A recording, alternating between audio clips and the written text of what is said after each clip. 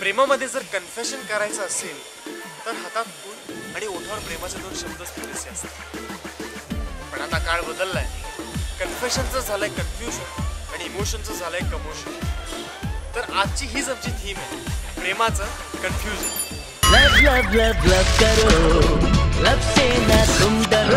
Love birds म्हणजे तुमच्यासाठी काय? लव्ह बर्ड्स म्हणजे 24 आवर्स एकत्र राहणारे दोन प्रेमी, girlfriend boyfriend. Love birds. Love birds म्हणजे कुठेही गेले तरी परत एकत्र येतात आणि आपल्या पिलाने एक नसेल तर दुसरं सांभाळतो. दोन प्रेमी जे एकमेकांशिवाय राहू नाही शकत, त्यांना लांब केलं तर त्यांचा जीव पण जाऊ शकतो. एकमेकांसाठी बनलेले आहेत. एकमेकांवर जीवापाड प्रेम करणारे प्रेमी. मुंबईतले आपले जे कपल्स आहेत, आपले जे सगळे रोमिओ जुलिएट, लैला मजनू आहेत, ते कुठे कुठे फिरायला जातात? Bandstand, foreign lines, Bandra fort, marines, Churchgate, marines, Kirti कॉलेजचा beach and Shivaji park, Juhu, Shivaji park, Dadar Chowpatty, नारळी बागे, बँड्रा, बँडस्टँड, अजून marine line, Juhu Chowpatty, Juhu beach, कुठे किल्ला वगैरे असेल तर. प्रेमातला तुमचा सॅक्रिफाईस, तुमचं काय म्हणतो आपण, कुर्बानी काय प्रेमात? सॅक्रिफाईस म्हटलं तर मग मी इतरांशी जास्त संवाद साधणं सोडून दिलंय.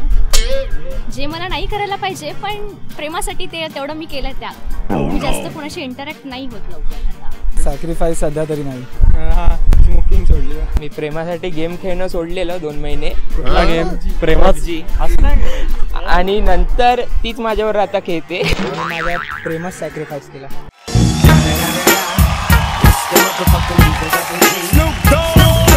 भांडण करणं सोडलं, पबजी सोडलं, दुसऱ्या मुलींवर बोलणंच बंद केलं.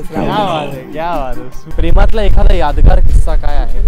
आम्ही म्हणजे पहिल्यांदा MSCT मध्ये भेटलेले. पहिलाच दिवस म्हणजे फ्रेंडशिप होती, मला आवडली, तिला नव्हतं माहिती आहे. पहिला दिवस डायरेक्ट तिच्या घरी गेलेलो. तेव्हाच म्हणजे बोलत वगैरे होतो. घरामध्ये कोण आणि यादगार किस्सा तिच्या घरात गेलो आणि तिची बहीण बसलेली.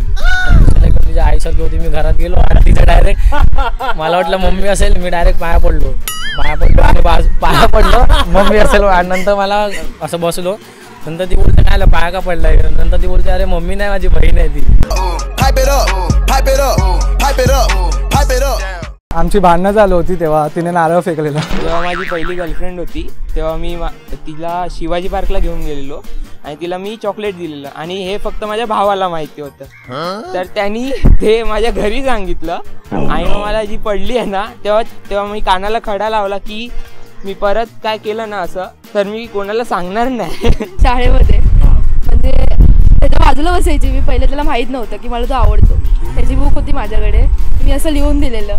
घरी जाऊन त्याच्या मम्मीनेच बघितलं काय. दुसऱ्या दिवशी होतो मला थोडं म्हणजे बोलला असं. आम्ही तर दारू पिऊन केलेले, केलेला हॅगोवर. पावसाळ्याचा हे होतं दिवस, तेव्हा आम्ही पियालेलो.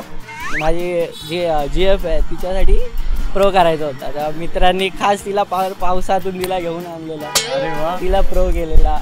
तर काय झालं, मी तर माझ्या गर्लफ्रेंडला फिरायला घेऊन गेलो आणि तिच्या भावाने बघितलं. प्रेमात काही कन्फ्युजन झालेत काय? आता म्हणजे जर आपण तिच्या मैत्रिणीशी काही वेगळ्या बाबतीत बोलायला लागलं तर तिला वाटायचं हा मला सोडून तिच्यावर प्रेम करायला लागला हळूहळू. म्हणजे कोणत्या मुलीशी बोलायची चोरीच झालेली. काय बोललं की नाही तू तिच्यावर प्रेम करतो, माझ्याशी बोलत नाही काय नाही असं. तर हो मीन्स होते, मीन्स माझ्या म्हणजे ट्रायंगल झालेला फुल.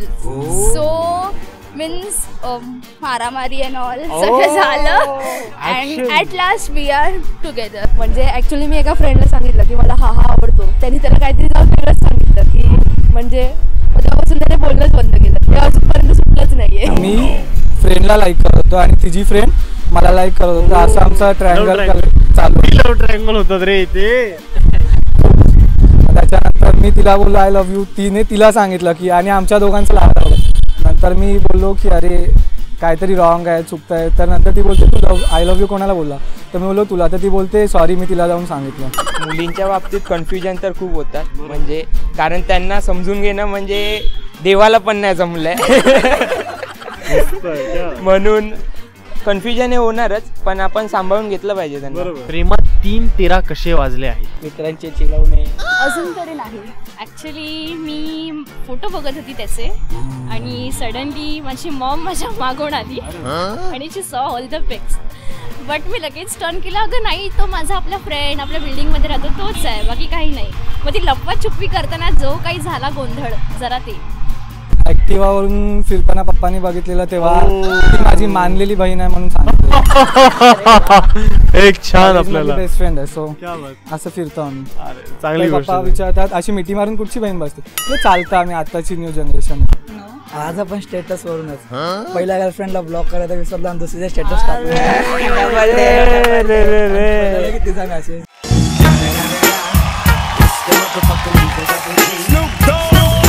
तुम्हा सर्वांशी बोलून खूप धमाल मजा आली मला.